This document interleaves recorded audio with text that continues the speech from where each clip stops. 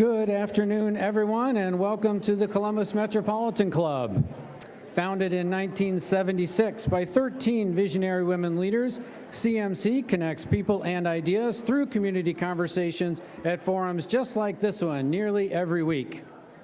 I'm Doug Buchanan. I'm editor-in-chief of Columbus Business First. I'm also proud to serve on CMC's Board of Trustees. I'm also chair of its editorial advisory board, the program committee. So if you have any positive feedback about today's forum, I'll be sitting right over there. If you have any negative feedback or complaints, the other Doug Buchanan is actually in charge, and he's right over there.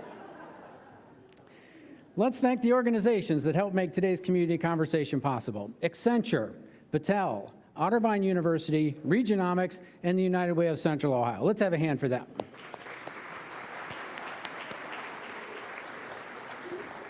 We would also like to thank today's forum partners, Aspire and the Ellis, and we're also grateful to the presenting sponsor of our live stream, the Center for Human Kindness at the Columbus Foundation, and to our live stream partner, the Columbus Dispatch. Every CMC forum takes a village. Let's thank everyone who supported today's program. One more time. Okay, welcome to today's forum. Open every door, transforming workforce development in Central Ohio. Will an innovative new collaboration help Central Ohio attract and build the workforce that it needs? The Central Ohio Workforce Development Network is a new large-scale collaborative between 13 organizations that backers say will open a new wide pipeline funneling eager workers to employers. With a panel of employment advocates and regional leaders, today we'll unpack this newest effort to keep Central Ohio's talent pool filled to the brim. To introduce today's panelists, please welcome Dr. John Comerford, president of today's sponsor, Otterbein University.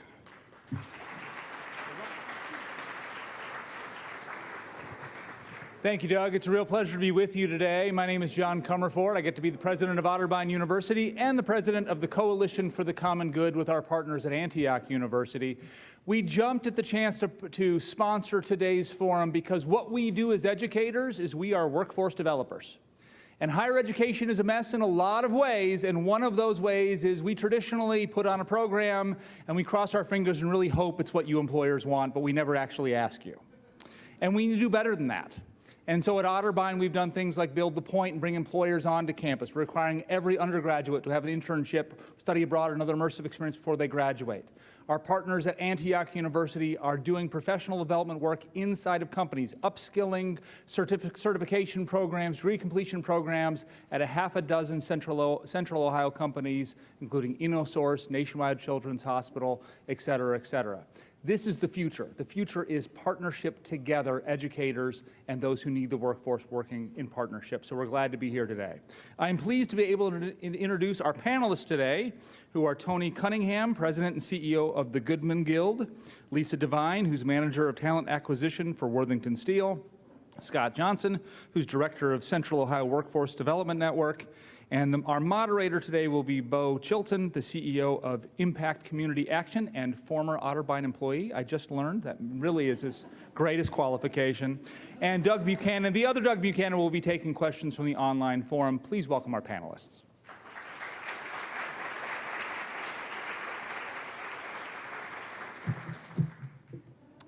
Well, good afternoon.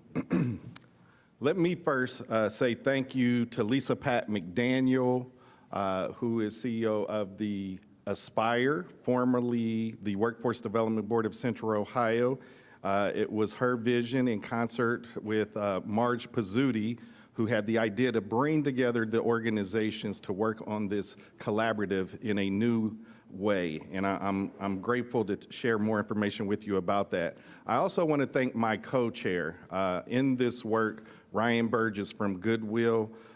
We could not have made the progress that we have made without your leadership and your efforts. So thank you to both of them and the 13 organizations who have come together to address workforce needs and challenges systemically so that we can make a collective impact. I have not been this excited about 13 individuals or individual organizations coming together for one purpose since the announcement of Wu-Tang Clan's reunion tour last year. So Scott, with that excitement and the energy that we have coming together Tell us more about what this new workforce development collaboration is all about. Thank you, and thank you to everyone for being here today. It's an honor to get to share our work with you.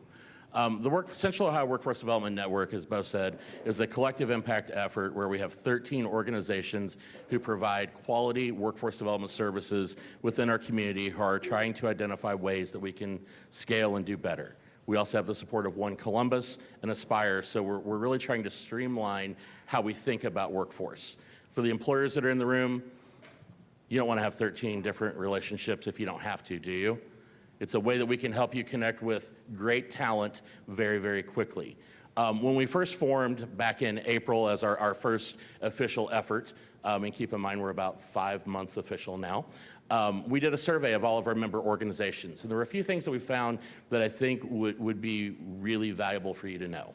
One is that when we add up all of the organizational experience, the length of time that these organizations have been in existence, it's over 500 years of experience. When we ask about the number of full-time employees they have to support our residents with workforce and workforce adjacent services, we're up to almost 2,500 employees. And when we talk about the number of residents that walk through their doors on any given day, it's around 100,000 people annually. So as we talk to employers, if you need talent, we have a source for you. As we're talking to job seekers who are walking through the door, we want to get you with the right organization, the right program, the right partner so that you can thrive and excel in the way that you want to actually see economic mobility lift up the way that it should. All right, and so this idea of no wrong door, Toni, you've been around for a little while. How does this effort differ from previous collaborations? Thank you for the question. Excited to be here. Thank you for the invite. So, no wrong door. When you think about individuals that we all support in the community and all of the things that they have on their plate, there's a lot. There's survival that's happening, right? I'm trying to figure out how to navigate. Many of them are on multiple services in the community, and everywhere you go, they need to process you, they need to ask you your personal information, they have you running here and there, thither and thon. You don't have this document, you gotta come back, upload this, send this, email that. And so when you think about no wrong door, we need to make it easy for the job seeker to access and make sure that we have a way to bring them in with dignity, that provides them an opportunity to tell their story one time and not relive trauma over and over again. And then make sure that we send them to a place that's gonna serve them the best. And what I always tell people is that we used to fight for numbers, right? Oh, I can't send you to someone else because I got my numbers and I have my funder and I'm required to serve X number of people. But at the end of the day, if we can get this right, I should be receiving even as I'm sending. Because in the network, with no wrong door, if they've been assessed, oh, you would be better served at Godman Guild. However, Godman Guild has seen someone to be better served at Impact or Goodwill. And so there's this piece where it's all about the job seeker and what they need versus it being about us and what we need. And when you put them in the center of it, then I think you get better results because you get people served with dignity, you get them where they need to be, getting what they need to access, and that then results in greater success. Excellent. Lisa, I understand that Worthington still is part of a manufacturing collaborative, COMP. Can you tell us more about that collaborative and what your objectives are? Yes, thanks so much everyone for being here and thanks for having me. So I serve on the board of COMP, and that industry sector partnership really is a collaborative of manufacturers and workforce development and education partners. And we really are working together to solve challenges in the workforce from an industry standpoint, but also for our folks in the community. We realize at COMP that as manufacturers, we can't do it alone, right? And if a company the size of Worthington Industries or Worthington Steel, right, Honda, if those folks can't solve their workforce challenges, then it's very difficult for smaller manufacturers to solve these problems. So working And this collaborative with our partners helps us to solve those problems. And whether you're trying to look for a handful of employees or if you're looking to hire hundreds of employees, it's all the same challenges, right? How do we find the right talent? How do we get them trained up to be ready to enter our workforce? That's really what we're there to solve. And Lisa, we know that there is a fierce competition for talent. What are some of the things that you have done to try and make sure that you can not only acquire, but retain good talent?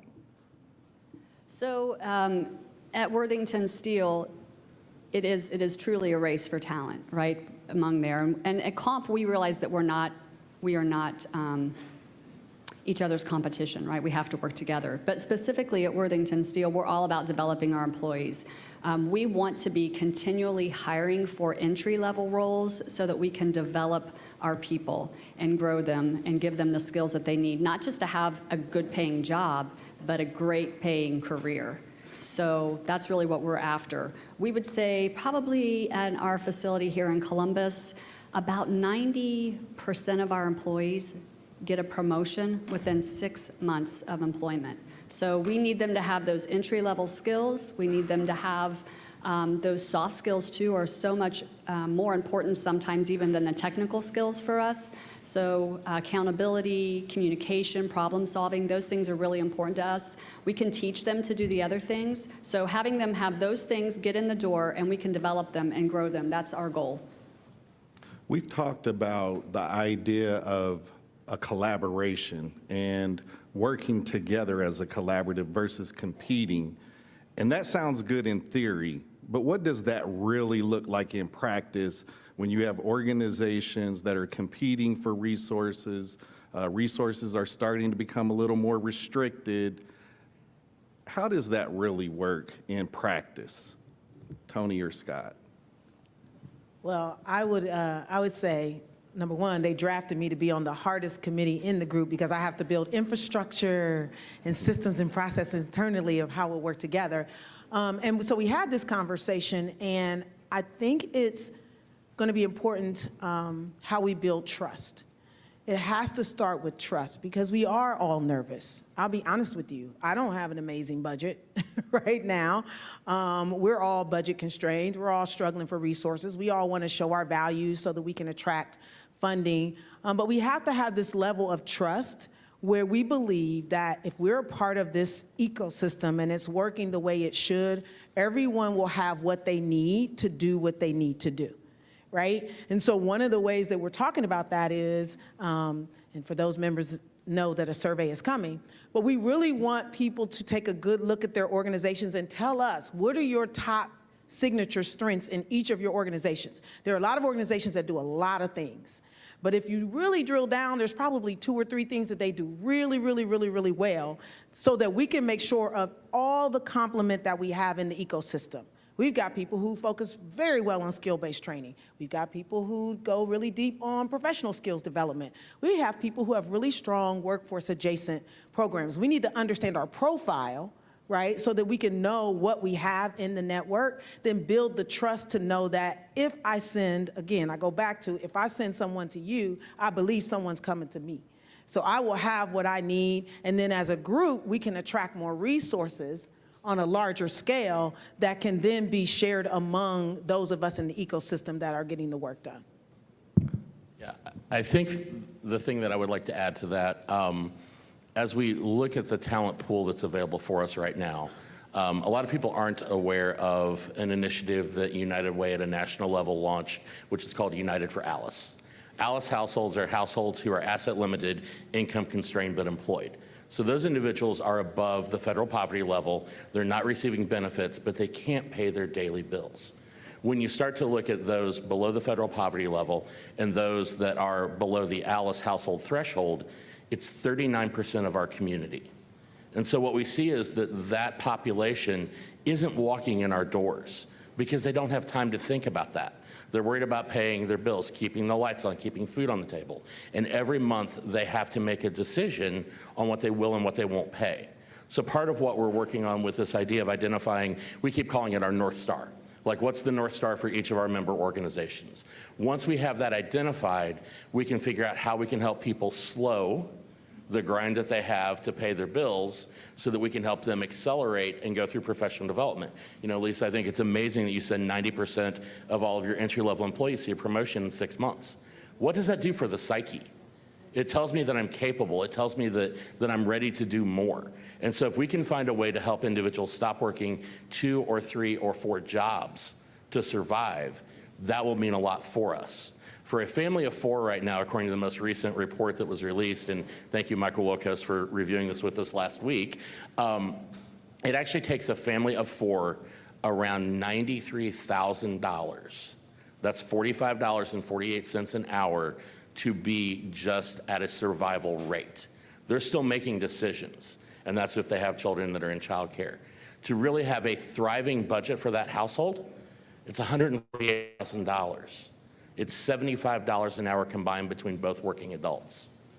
If you aren't making that now or you're not close, when you hear those numbers, what do you think? You're not ready to make the effort because you don't see a reality of how you can get there. That is what this Collective Impact Collaborative can bring. It can bring the tools from all of our great members together in a way that we can really empower individuals to stop just surviving and to see them thrive.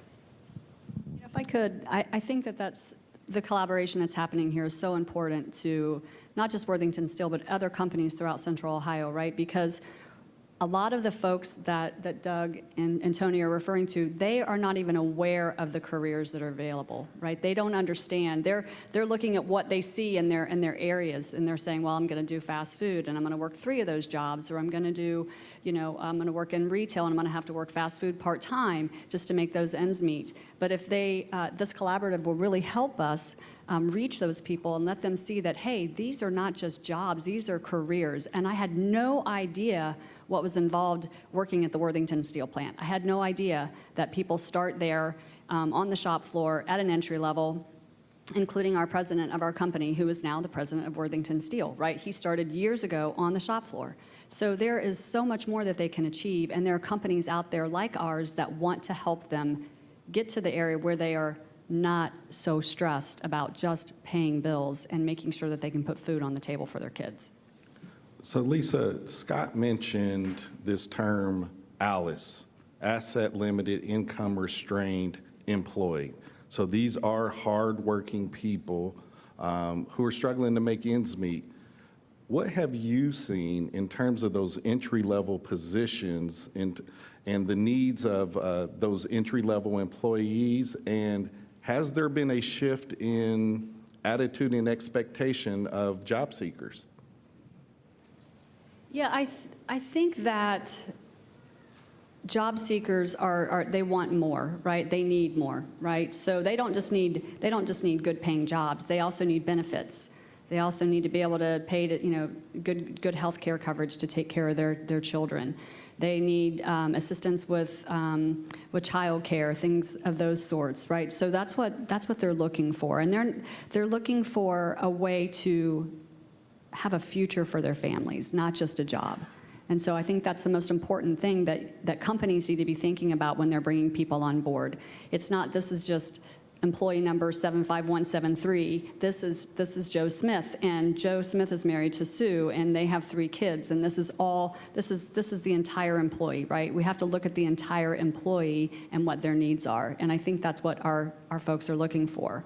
I would also say that this collaboration, I think, will help with some expectation of those job seekers too, and knowing that companies may hire them as entry level, right? They go through some certifications, they understand how to use for our industry some basic tools, but they're not going to step into an operator role, right? So level setting that expectation to know, look, you're going to start in an entry level here, but you're going to be able to excel quickly. So I'm excited about that from an employer standpoint. Excellent. And Toni, one of the things that we know being in this space is that we want to help people achieve self-sufficiency so they no longer need our services. But kind of the thing that we have to watch against or guard against is this idea that if you are a low-income worker who is receiving subsidized benefits and you get a better paying job, you may actually have a lower quality of life because you lose those benefits. It's what we refer to as the benefits cliff. How do we guard against that? And are there models out there that are trying to address this issue? Yeah, that's the scariest thing. I can tell you all, when I was at Perscolis, shout out to Jen, when I was at Perscolis and in the tech industry, you know, the jobs that folks are training for are higher income jobs. Super excited. You have people come through and they would be afraid to go to their job interview because they knew that if they got the job, right, they were going to lose a benefit that the job was not going to cover. And so you do all that hard work. It's not about your intelligence or your ability. You pass all these certifications, 2 certifications in 15 weeks, killed it. So you know the talent is there, the ability is there, but my fear now is the system is not designed for me to get out of it. And that's the scary piece that we've built over time. I will say that when I worked with the county and we worked together to build an initiative called Tech Women of Color, we had some ARPA dollars, and one of the things they wanted to try and study was the benefits cliff. So what does it look like if a woman gets a job in the tech industry and for the first year we still support any benefit that she would lose?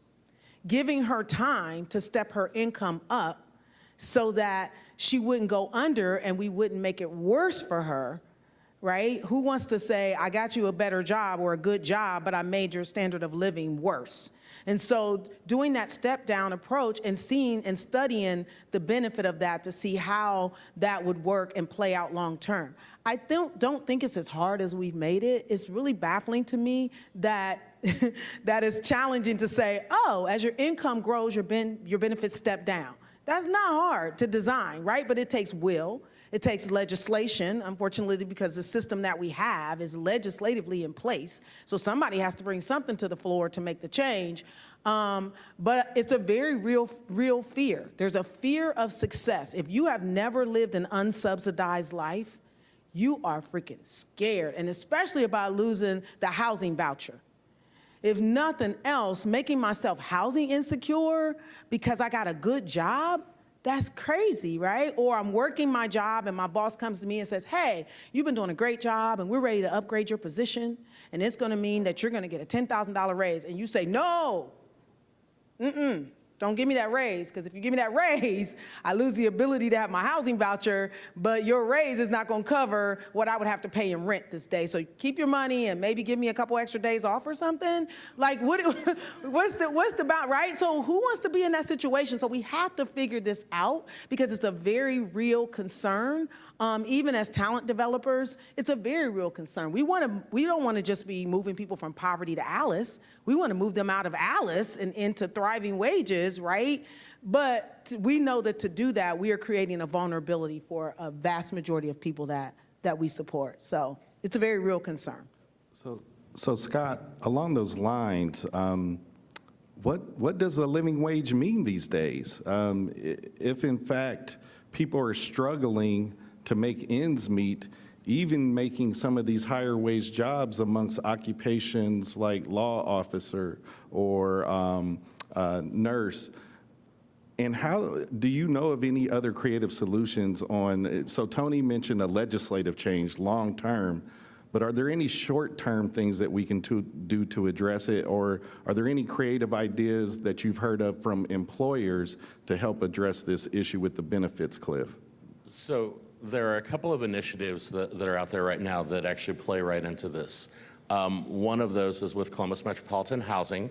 There's a program they're launching called Ready, Set, Rise that is sponsored by Joyce Beatty's office. And it is that exact idea of helping those residents that they've had who have a desire to grow in income, to become sustainable, to figure out their purchasing power. And I think that's a really important term when we talk about someone who's receiving benefits. It isn't just a wage, it isn't just an income, it's their purchasing power, the value of those benefits. And so being better about calculating that for all of us will be important, and understanding how through the interventions that they have, they can actually support seeing some of their residents grow to the point where they're in market rate housing. You know, I think that there's also an initiative at Donato's where they're looking at a way that they almost hold a fund back, almost like an escrow account, so that as someone progresses, they have an emergency fund available to them until they're at the point where they're ready to come off of benefits, and then the funds can be released. I know that program was being piloted through the Ohio Department of Job and Family Services as well. The other thing that I do want to throw out, and I think this is incredibly important for all of us to think about, this isn't a one-system problem. This is a multi-system problem. The thing that we're excited about is that we are building a workforce system that can be at the table with other systems. You know, whether it's housing, whether it's food insecurity, whether it's transportation, whether it's childcare. With one missing piece, the cogs don't turn. And that's where we're heading now, is that we will able to fully integrate the different systems in a way that we can leverage the resources that we all have. Thank you for that, Scott. That is very refreshing to hear Donato's piloting that effort. I know of another employer who basically gave us that idea to say, hey, if this is the benefits cliff, then why don't we go ahead and allow people to earn the raise that they receive, but we'll put it in a holding account and let it build up and collect interest over time until they're ready to go out without needing subsidy. I just thought that was a very creative way for the employer to address that concern and to be aware of it. But Toni is right. We need to work on a long-term solution, and that's why networks such as the Workforce Development Network and all of the people that we're working with are so important, because we need a long-term legislative solution to that problem. All right, and feel free, any one of you, in the spirit, I mentioned Wu-Tang earlier, and in the spirit of hip hop, feel free to jump in and freestyle, okay? So any question or answer that you want to respond to. So let me share with you all that Springfield, Ohio has recently been in the news, especially its population of Haitian refugees, most of whom are in the U.S. legally. Now, let me pause and say, it really disheartens me that Springfield is becoming so popular because of this political issue. I want you to think of Springfield in the way that I think of Springfield. Springfield is the city where legends are born. Elle Smith, the 2021 Miss USA, is from Springfield, Ohio. Johnny Stevens, AKA John Legend, is from Springfield, Ohio. And Bo Chilton is from Springfield, Ohio. So, I want you to think of Springfield as the city where legends is born. So I planted that seed, and you go ahead and let it germinate.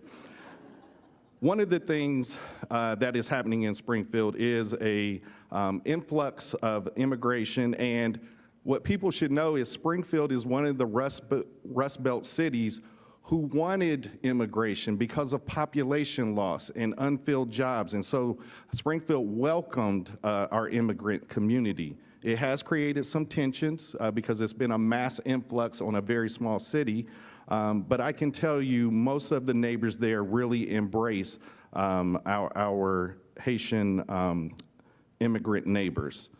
One Springfield auto and farm parts factory owner with 30 Haitian employees sang their praises to a PBS reporter as being reliable and productive employees.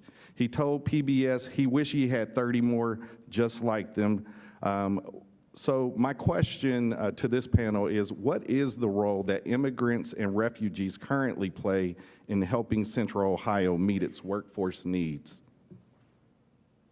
I will gladly step in on this topic, Bo. Back in March, many of you may have seen a report that was released by the Brookings Institute in their Metro Monitor report, where it identified that out of the 54 metro areas above 1 million individuals in population, Columbus ranked 54 out of 54 in racial equity and economic mobility. Y'all let that sink in for a minute. That was right at the time where I was ready to make the transition into this role. Right at the time that United Way released their updated Ellis report. And so it honors us with an opportunity to identify how we create the right opportunities for every resident in this community. When we first heard the Metro Monitor report, I mean, we wanted to not think that it was accurate, right? We all heard that and we're like, there's no way. So we actually pulled data out of another system called Lightcast that lets us know about employment within industry. And they have an industry diversity snapshot. Columbus ranked 77th out of 384 metro areas for overall diversity. We're in the top 20%. And if we look at this room, if we walk down the street, anywhere we go in our community, we would agree with that. What it did was it identified the average diversity by industry out of all 384 of the metro areas, and it also included an industry that it didn't recognize that they called non-conforming employment. That employment would be things like food service, hospitality, retail, the traditionally non-wealth building type employment. Out of our diversity that we saw in that snapshot, over 50% of it sits in that non-conforming employment category. Let that sink in for a minute as well. Of the industries that were identified, we saw one industry where we as a community were above the national average of metros, and that was in distributive services. No other industry in Columbus is above the national average of 384 metro areas for racial and equity and inclusion. That is where we have a giant opportunity to fill the talent needs that all of our great employers have. We have to get our communities to really understand how we skill up, how we recognize credentials, and how we can move forward with that. That is the brilliant piece of the network, and it's why I was so passionate about taking this position. We have member organizations who specialize in a lot. We have 3 organizations who specialize in serving our immigrant and refugee communities. They have the ability to inform and educate the other 10 members on what they do and how they do it well. So we can now have 13 organizations that are doing this work. That's how we start to have a movement. That's how we start to gain momentum. And that's really where we have to focus to be able to solve the talent needs that you all have. And I can tell you that Godman has a long history with our ESOL initiative. And that is the highest in terms of adult participation in our organization right now. That's the highest group. People don't come here to be lazy and live off the system and all these other stereotypes that are being presented. People come and they want to dig in and they want to figure out, I mean, if you had to flee your country and you came for a better opportunity, you're not going to necessarily sit around and say, now I'm waiting for somebody to hand me the opportunity, right? And so people are trying to figure it out. And I think that if we partner with them in a very significant way, I know Jewish Family Services does this work very, very well. We partner with them in a significant way, we will see the results that we want to see in terms of just like they've seen in Springfield, where when you give people an opportunity, you give them a chance, and you give them the right supports, they will help your economy grow. They will not be a drain on the system, right? And so I think there's just so much opportunity. I'm excited about it because I know that the students that are in our ESOL initiative, they're raring to go. Like, okay, what's next? I've kind of mastered the English language. And one of the other aha moments I had was, imagine coming here and you want to put your child in school and all that, and you can't even hold a conversation for a parent-teacher conference. Right? And so it's not about people, just joining the classes just because they don't have anything else to do. They literally need to figure out how to navigate and function in our community, and so that they can do some of the things that we all take for granted, as well as figure out how to get a job and get to work and get money coming in. And the majority of them are still sending money back home on top of trying to live here.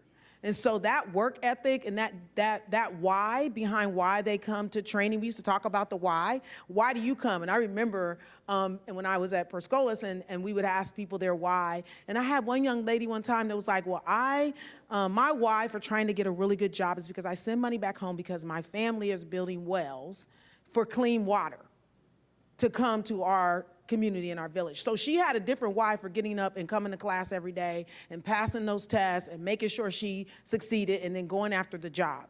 So some of the qualities that I saw in our students and our young people and folks that are engaging, we could learn something from them about community and family support and pushing each other. And so I think it's so rich when we all just work together because we receive just as much as we give. Toni, I have to say that fits in so well with Worthington and our philosophy, right? Giving back to our community. And those are the kinds of folks that we want to join our family. And that's what we call it, right? It's the Worthington family. Those folks who have a commitment, those people who have a passion that want to be part of something bigger, and that may be sending money back home to families, right? This family is so important, and I think Worthington has realized that in order to be viable in the future, in order to continue to grow and give back to our communities, we have to look for talent in other places. We can't keep doing exactly what we've always done, right? Back in the day, people would say, oh, you work for Worthington, who do you know? That's not the case anymore, right? So we know that we can't just be a company of referrals. We need folks that bring diversity of thought, diversity of opinions, right? And that's how we continue to be innovative and grow. And so we need to be looking in different places, and that untapped talent, that's what everybody's calling, right? Lately is untapped talent, but that's where we're looking as well. And so making accommodations and helping those people grow.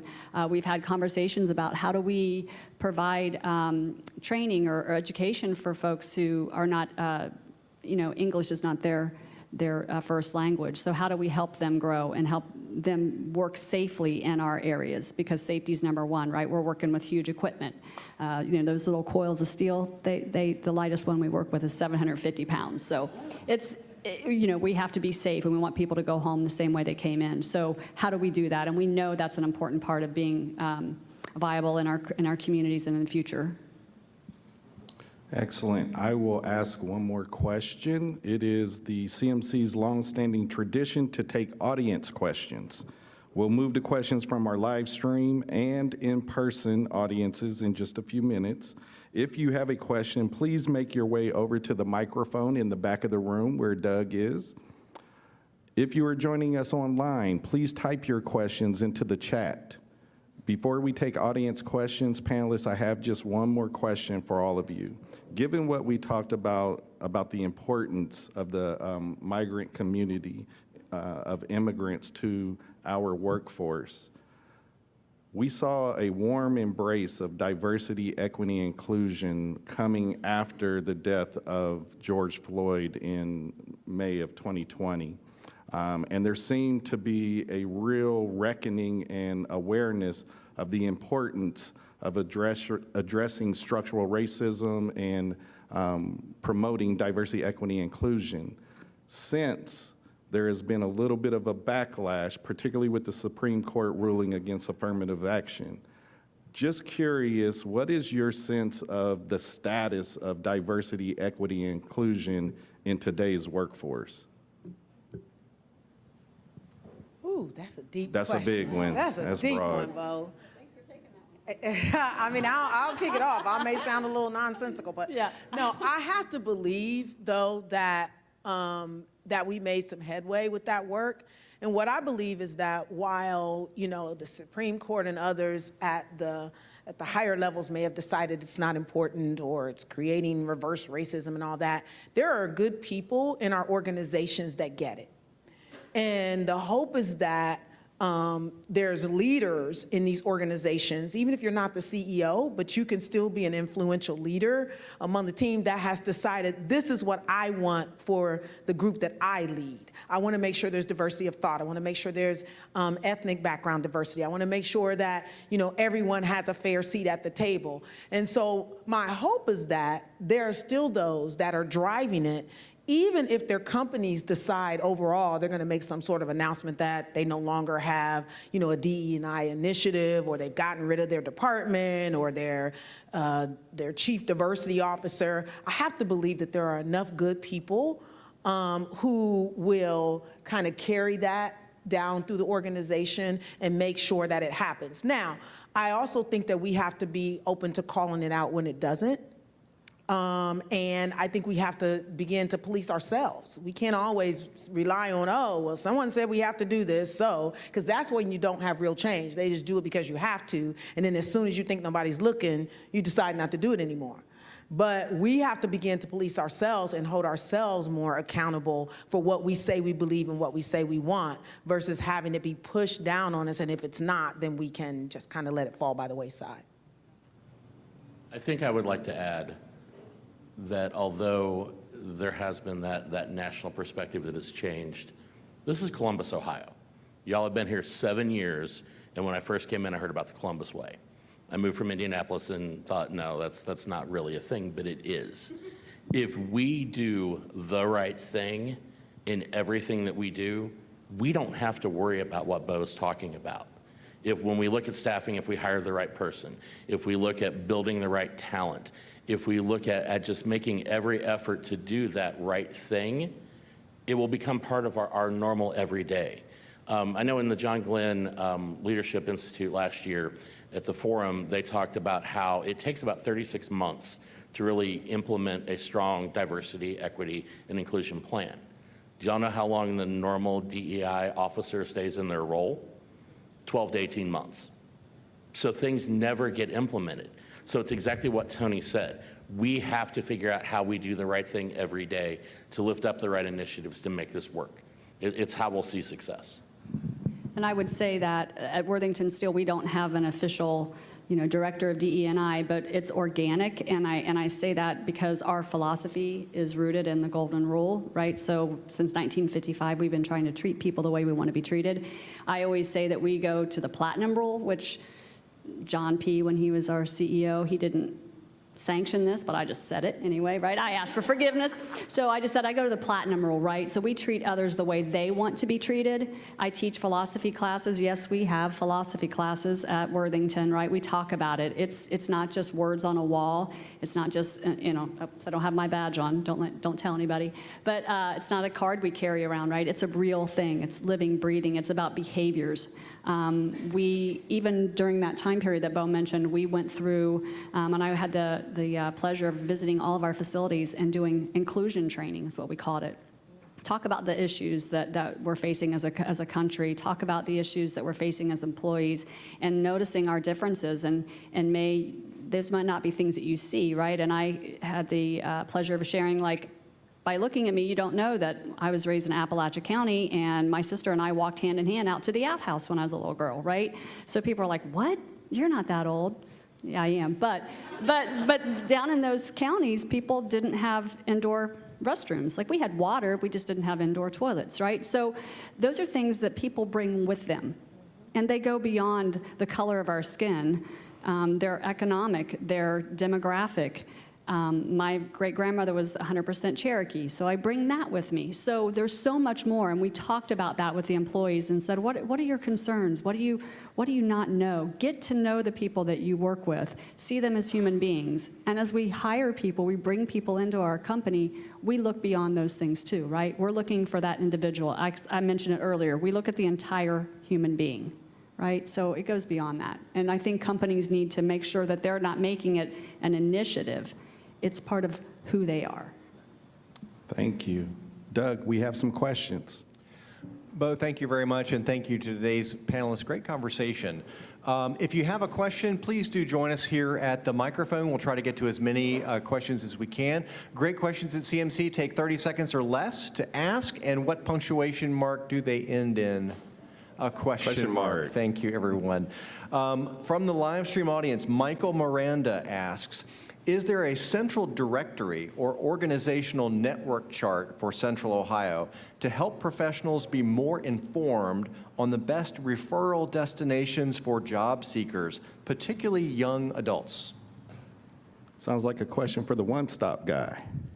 I had a feeling you were going to look at me on that. There are a lot of different initiatives that are working right now. If you actually visit our website, which is centralohiowdn.org, had to get the plug in there. We actually have a listing of all of our member organizations, so that's a great place to start. Smart Columbus is actually working on the Community Information Exchange, and that will be invaluable to all of us to be able to really identify all of the resources that are available and how we can align. They've had a ton of work that's went into this effort over the past 7 or 8 years. And they're making a lot of progress. We're hoping to go into a few pilots ourselves to be able to see how we can land that. That would be the best recommendation that I have. I'm Jody Urbanski with the Aubrey Affordable Housing Foundation. We provide safety net affordable housing for men returning from incarceration. As a whole, returning citizens are some of the most loyal employees you could ever find. What can be done to advocate to increase the number of second chance employers? I think you said the key word, which is advocacy. I think in general, people's initial reaction is, oh no, we don't hire people with backgrounds. And I would say, I think that has begun to change over time, especially because of the need for talent, and we have to explore all available possibilities. But I do think there's an advocacy piece and an education piece.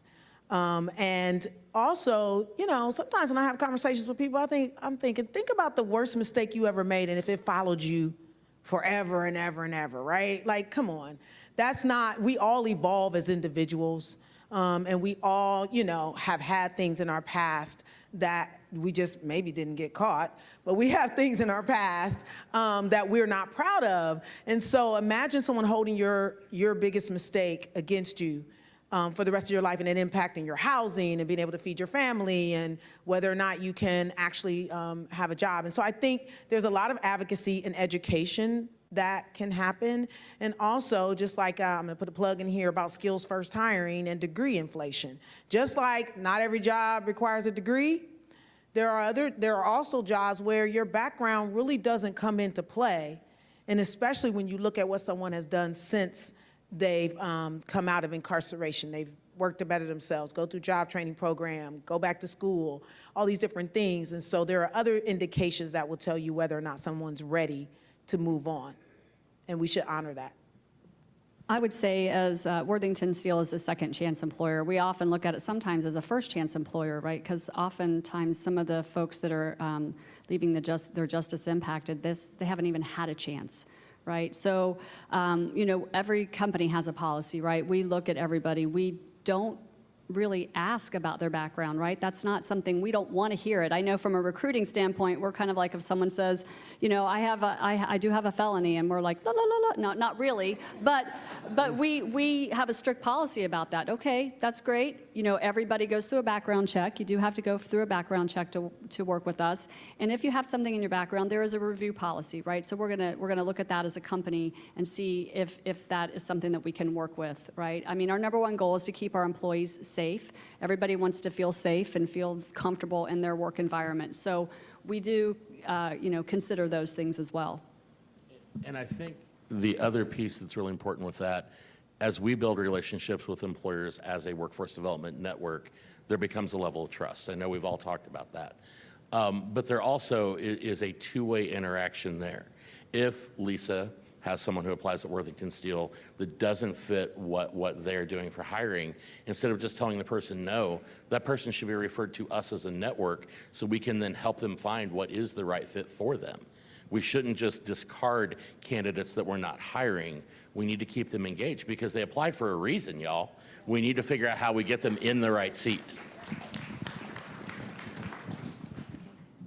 Hi, I'm Karen Mosenter from Jewish Family Services, and I want to thank you both for that question about refugee and immigrant employment and the shout out, Toni.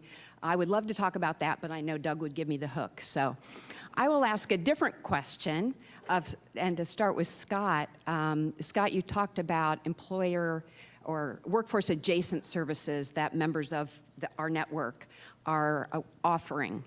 And I wondered if you could talk briefly about the exciting initiative we're exploring. We're not there yet, but we can plant a seed, and it's to help local employers not only with recruiting talent, but with retaining talent. Absolutely, Karen, and thank you for the segue right into that. We are exploring the potential opportunity to launch what is called an employer resource network. And in an employer resource network, it is employer funded, where we would actually place a success coach on site at an employer's location, either one half day or one full day each week, 52 weeks out of the year.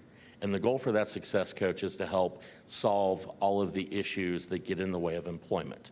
If you are a hiring manager, if you supervise, if you do any of that, you become a social worker because you're taking care of your people, right? So if we can have someone on site that can be that trusted voice that would help solve all of those problems so you can focus on your positions and what you need to do for your job, it's going to make your life easier. Our goal is to help improve retention. From the national level, most ERNs see about a 1,400% return on investment based off of what the employers invest into it, and that's based off of the SHRM data of around the cost at $7,800 to recruit an employee. But our approach is a little different because we are in workforce, right? So we not only want to stabilize, we want to understand professional development within the employer. How do we help someone stabilize and have a growth mindset? How do they promote from within so that they can see that upward mobility? Because right now, if they're just worried about childcare, if they're worried about transportation, a flat tire, a dead battery, they shouldn't throw away the position and the opportunity and start over. We need to get them stabilized. And so we believe that there's a huge need for this within the community because we can impact our Alice threshold households and actually see people turn to a growth mindset. Thank you again. Retired journalist Carol Looper, watching online, asks, when the cooperating agencies work with a person to help find a job, is there a guarantee they'll find one? No. There's not, and those are forces beyond our control. But we try to prepare people, and I think the biggest thing is helping people even deal with disappointment, right? And knowing that no doesn't mean never, and no doesn't mean stop. Because sometimes when you're swirling and you get a no, then you just feel like, let me just go back in my shell, let me go back home, back on the couch, because I got a no. And so what we have to do is build that resiliency and help them understand that no may mean not right now, no may mean that wasn't the right employer for you. We don't guarantee anyone anything other than if you lean in and do everything we're asking you to do, we'll provide opportunity and access, and we are advocating for you on the other side. And then, oftentimes, the reason I don't also want to guarantee is because people need to see themselves mastering getting a job. So it shouldn't be, oh, I got this job because Godman Gill got it for me. No, you got the job because you came and you got prepared. And then when we opened up the opportunity for you, you landed the deal. And so we don't guarantee, but we say if you do these things, we will put you in position. And then we will make sure you're as prepared as possible to go forward. I would say employers can partner with y'all, right? Because we can give great feedback as to why the job was not offered to that candidate. What can they work on, what skill sets, whether that's a soft skill, whether that's an actual, mechanical or technical skill. So we could do our part to partner with you. Really quickly, though, I will say there are some relationships, we call them customized training relationships, where there is somewhat of a guarantee.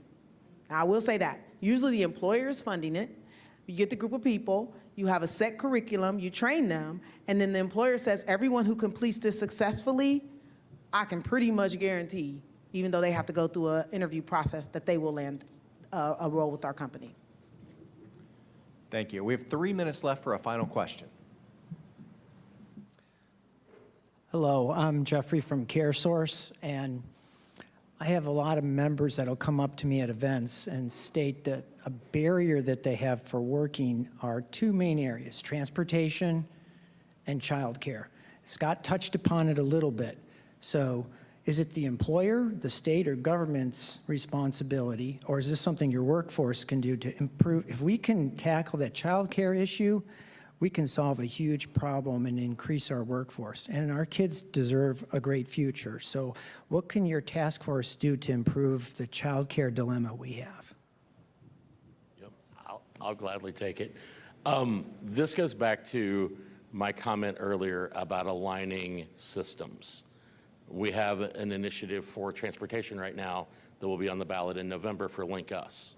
That is an important step for Central Ohio to move towards rapid bus transit, to be able to help individuals get to employment, to get to the destinations that they need in a very efficient, effective, and low-cost way. We will gladly partner with the child care system as well, because when we look at the wages that child care workers are paid, is it a living wage?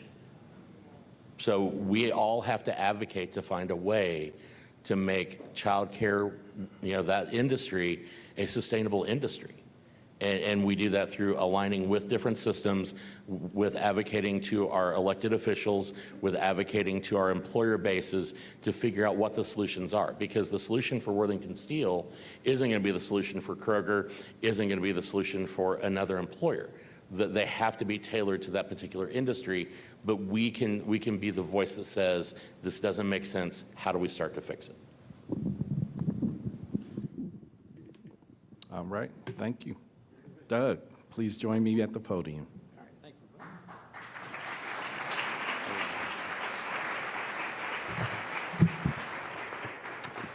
Well, I think today's forum showed that there are definitely two legends from Springfield, John Legend and Mr. Bo Chilton. Thank you, Joe. Nice job. We'd like to thank all of today's forum sponsors, Accenture, Battelle, Otterbein University, Regionomics, and the United Way of Central Ohio. Thank you to today's forum partners, Aspire and the Ellis. And we're also grateful to the presenting sponsor of our live stream, the Center for Human Kindness at the Columbus Foundation, and our live stream partner, the Columbus Dispatch. And a very special appreciation to today's panelists, Toni Cunningham, Lisa Devine, and Scott Johnson. Let's have a round of applause.